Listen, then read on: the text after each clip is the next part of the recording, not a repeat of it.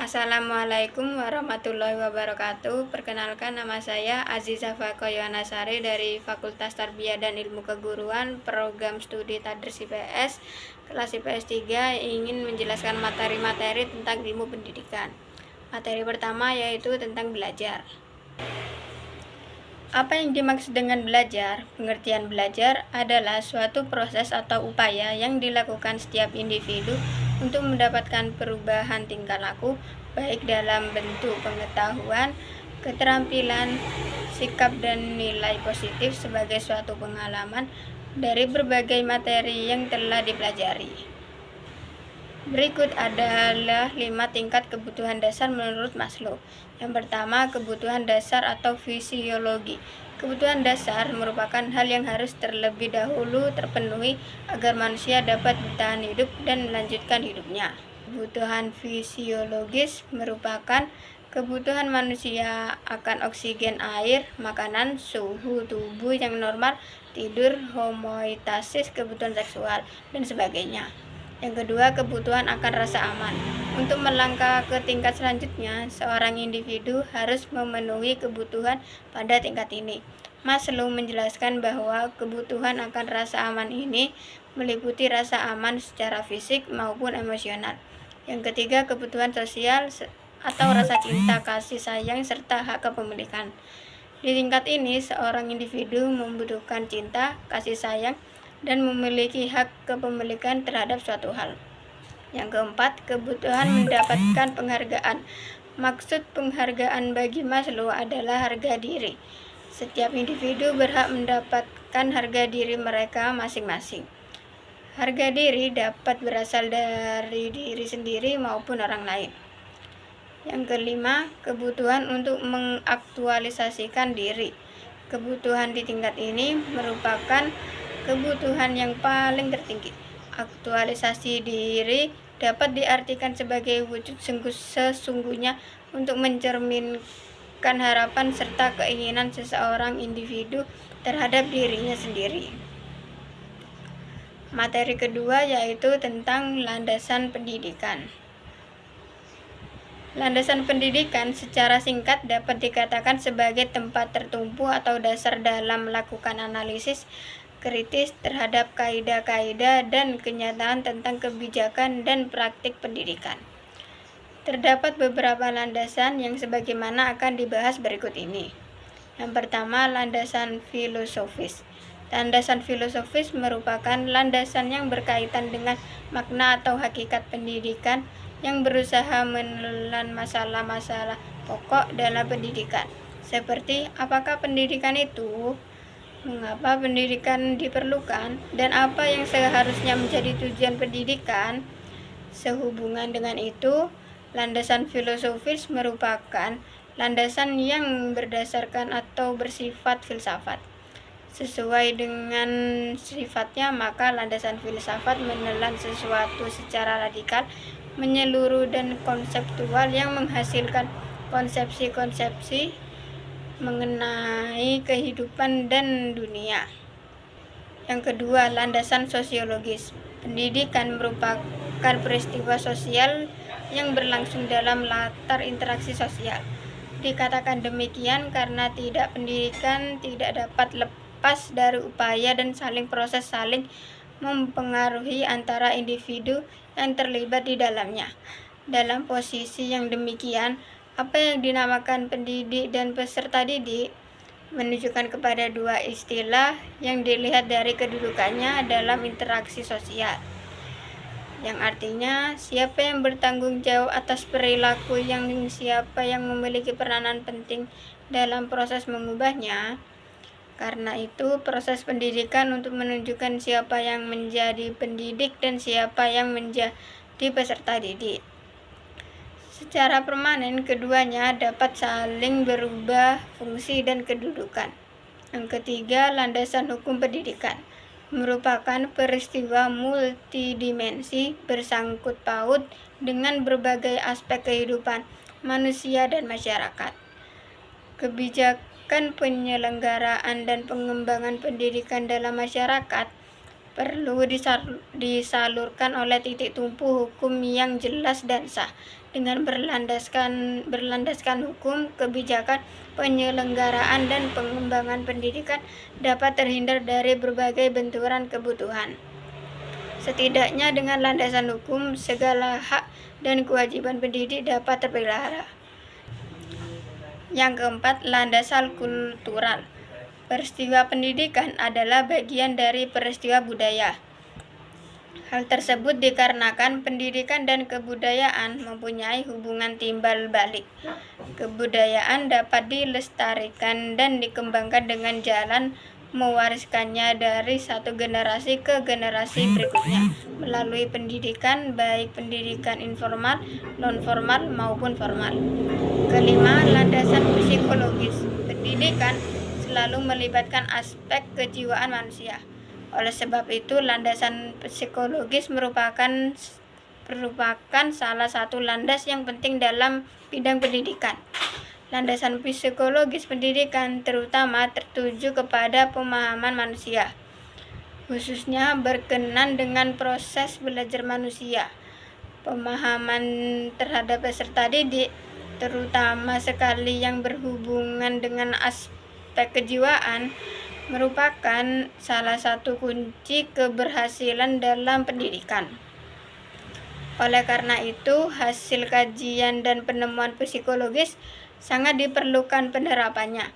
Pengetahuan tentang aspek-aspek pribadi, urutan dan ciri-ciri pertumbuhan setiap aspek dan konsep tentang cara-cara yang paling tepat untuk pengembangan kepribadian. Dan keenam, landasan ilmiah dan teknologi. Pendidikan dengan ilmu pengetahuan, teknologi, dan seni mempunyai kaitan yang sangat erat. Hal tersebut karena bagian utama dalam pendidikan, terutama dalam bentuk pembelajaran. Oleh karena itu, pendidikan berperan sangat penting dalam pewarisan dan pengetahuan teknologi dan seni. Dengan demikian, dapat dikatakan bahwa landasan ilmiah dan teknologi dijadikan sebagai landasan dalam menentukan kebijakan dan praktik pendidikan. Yang ketujuh, landasan ekonomi. Manusia pada umumnya tidak lepas dari kebutuhan ekonomi, sebab kebutuhan dasar manusia membutuhkan ekonomi. Dunia sekarang ini tidak hanya ditimbulkan oleh dunia politik, melainkan juga masalah dari ekonomi. Pertumbuhan ekonomi menjadi tinggi dan penghasilan negara bertambah, walaupun utang luar negeri cukup besar dan penghasilan rakyat kecil masih minim. Perkembangan ekonomi pun menjadi pengaruh dalam bidang pendidikan. Yang kedelapan, landasan sejarah. Landasan sejarah memberikan peranan penting karena dari suatu landasan sejarah itu bisa membuat arah pemikiran kepada masa kini. Bidang pendidikan terlebih dahulu memeriksa sejarah tentang pendidikan, baik yang bersifat nasional maupun internasional. Dengan demikian, setiap bidang kegiatan yang ingin dicap manusia untuk maju, pada umumnya dikaitkan dengan bagaimana keadaan bidang tersebut pada masa lampau. Dengan juga halnya dengan bidang pendidikan, sejarah pendidikan merupakan bahan pembandingan untuk memajukan pendidikan suatu bangsa. Yang kesembilan, landasan religius. Landasan religius merupakan landasan yang paling mendasari dari landasan-landasan pendidikan, sebab landasan adalah yang diciptakan oleh Allah Subhanahu wa Ta'ala. Bahkan setiap pendidikan nasional mengharuskan setiap peserta didik mengikuti pendidikan agama, karena sistem pendidikan agama diharapkan sebagai penyeluruhan pikiran-pikiran produktif dan berkolaborasi dengan kebutuhan zaman yang semakin modern ini. Pendidikan agama adalah hak setiap peserta didik dan bukan negara atau organisasi keagamaan. Materi ketiga yaitu tentang tokoh-tokoh pendidikan dan pendapatnya, baik dalam negeri maupun luar negeri. Tokoh dalam negeri. Yang pertama, Ki Hajar Dewantara. seorang tokoh pendidik Indonesia yang diakui sebagai Bapak Pendidikan Nasional. Ajarannya Tut Wuri Handayani ing Madya Mangun Korso ing Ngarso Sung Tulodo juga dipakai hingga sekarang. Ki Hajar Dewantara memilih pendidikan jalan menuju Indonesia yang merdeka. Baginya, pendidikan akan menghasilkan generasi baru yang lebih sadar akan rasa kebangsaan. Yang kedua, K.H. Ahmad Dahlan, seorang pendiri organisasi Muhammadiyah yang secara luas telah menciptakan pembaharuan Islam dalam bidang pendidikan. Dasarnya adalah ketidaksetujuan terhadap sistem pendidikan kolonialisme yang sekular dan terlalu kebarat-baratan. Yang ketiga, R.A. Kartini memperjuangkan pendidikan bagi para kaum perempuan pribumi. Ia menuntut kesetaraan dengan kaum laki-laki. Beliau berhasil mendirikan sekolah wanita yang ada di Rembang yang diperuntukkan bagi kaum perempuan pribumi. Yang keempat, Dewi Sartika merupakan salah satu dari tokoh-tokoh pendidikan Indonesia yang memperjuangkan hak wanita khususnya dalam bidang pendidikan. Beliau mendirikan sekolah istri pada tahun 1904 untuk memfasilitasi pendidikan bagi kaum perempuan. Yang kelima, Soekarno, pendiri Republik Indonesia pertama.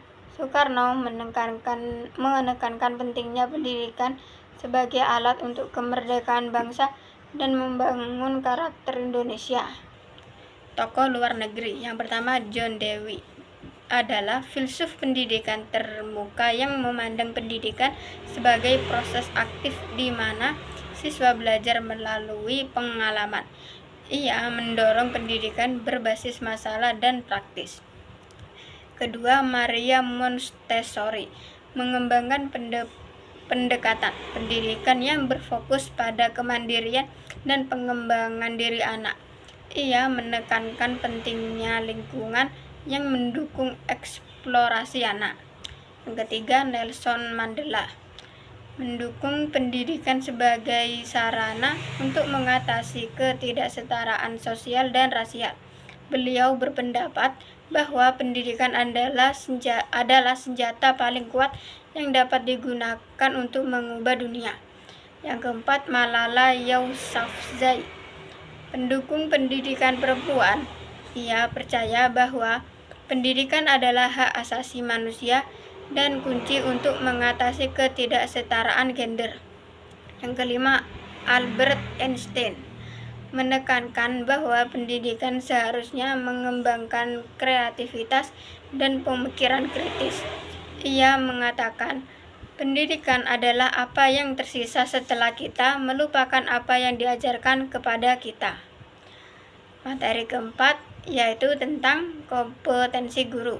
Yang pertama, kompetensi pedagogik, berkaitan dengan kemampuan guru dalam merencanakan, melaksanakan, dan mengevaluasi proses.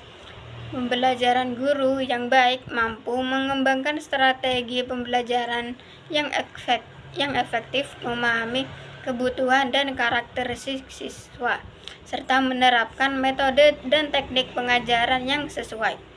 Kedua, kompetensi sosial, berkaitan dengan kemampuan guru dalam berinteraksi dan berkomunikasi dengan siswa, orang tua, dan rekan kerja guru yang memiliki kompetensi sosial yang baik mampu membangun hubungan yang positif dengan siswa, memfasilitasi kerjasama dalam kelompok, dan berkomunikasi secara efektif dengan semua pihak terkait dalam konteks pendidikan. Yang ketiga, kompetensi kepribadian, berkaitan dengan karakter dan sikap pribadi guru yang mempengaruhi hubungan dan interaksi dengan siswa. Guru yang memiliki kompetensi kepribadian yang baik mampu menjadi contoh teladan baik siswa yang memiliki integrasi, empati, dan sikap yang positif dalam menghadapi tantangan-tantangan dalam proses pembelajaran. Keempat, kompetensi profesional, berkaitan dengan pemahaman dan penguasaan guru terhadap bidang studi yang diajarkan serta kemampuan untuk terus mengembangkan diri melalui peningkatan kompetensi dan pengetahuan profesional. Guru yang memiliki kompetensi profesional yang baik mampu menguasai materi pelajaran, mengikuti perkembangan terkini dalam bidang pendidikan dan penerapan prinsip-prinsip etika profesional. Kelima, kompetensi spiritual. Berkaitan dengan pemahaman dan penghayatan guru terhadap nilai-nilai spiritual, moral, dan etika dalam pendidikan. Guru yang memiliki kompetensi spiritual yang baik mampu membantu siswa mengembangkan nilai-nilai moral, menghargai keberagaman, dan mempromosikan sikap saling menghormati dan toleransi dalam lingkungan belajar. Materi kelima yaitu tentang aliran-aliran pendidikan. 4 aliran klasik tentang pendidikan beserta tokoh dan pemikirannya. Yang pertama, empirisme. Menurut John Locke, David Hume, Francis Bacon, aliran ini berpendapat bahwa pengetahuan berasal dari pengalaman dan observasi. Mereka percaya bahwa individu lahir sebagai tabula rasa atau lembaran kosong dan pengetahuan diperoleh melalui pengalaman sensorik dan refleksi. Kedua, nativisme. Menurut Plato, René Descartes, Noam Chomsky, aliran ini berpendapat bahwa pengetahuan bawaan atau innate ada dalam diri individu sejak lahir. Mereka percaya bahwa ada struktur bawaan dalam pikiran manusia yang memungkinkan mereka untuk memahami dan belajar dari lingkungan mereka. Ketiga, konvergensi. Menurut Jean-Jacques Rousseau, Johann Hirt, Pestalozzi, Fred Froebel, aliran ini menekankan pentingnya mengintegrasikan pendidikan dengan kehidupan sehari-hari. Mereka berpendapat bahwa pendidikan harus berfokus pada pengembangan alami dan holistik anak dengan memperhatikan kebutuhan fisik, emosional, sosial, dan intelektual mereka.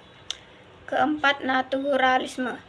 Menurut John Dewey, Maria Montessori, Rudolf Steiner, aliran ini menekankan pentingnya pendidikan yang berpusat pada anak dan pengalaman nyata.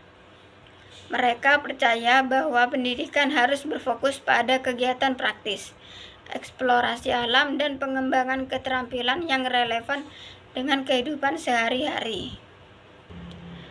Sekian dari materi yang saya dapat jelaskan, kurang lebihnya mohon maaf. Wabillahi taufiq walhidayah. Wassalamualaikum warahmatullahi wabarakatuh.